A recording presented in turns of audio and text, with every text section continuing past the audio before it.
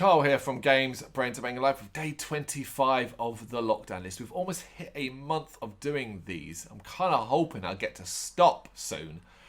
But for now, we're still cracking on with it. Day by day, a recommendation. And today's one comes from Amazon Prime. You have a Prime account, you'll get to watch this. And it's one of the more modern ones we've talked about in this video series. This is Itsy Bitsy, 2019 release. It's on Amazon, so you could have some fun with this. In fact, I think you'd almost get away with watching this with a kid, only because it's not like, oh, mind you, it is. Actually, tell a lie, it's got too many graphic scenes. Depends on the age of your child. If you don't watch it with your 4-year-old, maybe your 10-year-old might get a kick out of it, because it is, of course, a spider movie. How you feel about spiders will make a massive bearing on how much of this film you enjoy. Warn you now. If you don't like spiders, this is less 8-legged freaks and more arachnophobia. Thanks to what is mostly practical effects. This spider in this movie is all about the practical effects, and it does look great. It's easily the biggest recommendation I can say about this movie is that it uses practical puppetry, animatronics and stuff like that for this spider. It looks great. It also does a lot of those arachnophobia style shots where you get like a shadow of a spider and things like that, and web and all that. I quite like that. It certainly ramps up the more realistic vibe of it. It can be absolutely praised for that. Wonderful cinematography, great effects.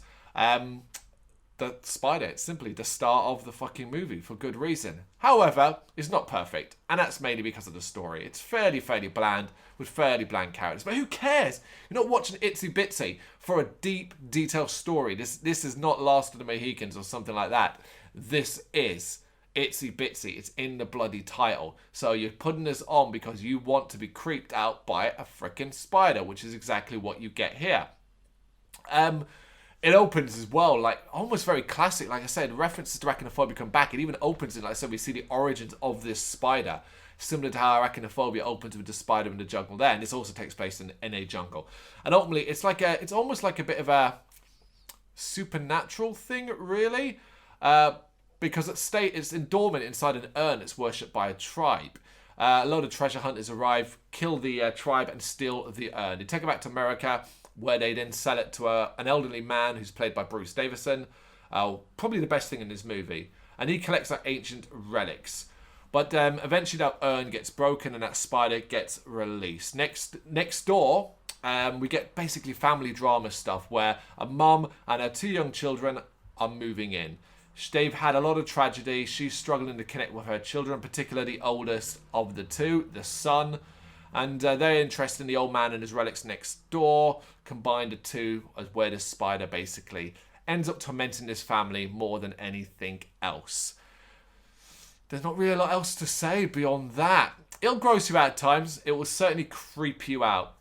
Unless you're a massive fan. I mean, who is a massive fan of spiders, really? Who's sitting there going, God, I love those creepy bastards? Very few people, I imagine. Particularly ones when they're giant-ass spiders looking to inject their venom into you. So keep saying, and I'll repeat it one more time, the star of Itsy Bitsy is the spider. The star is the effects.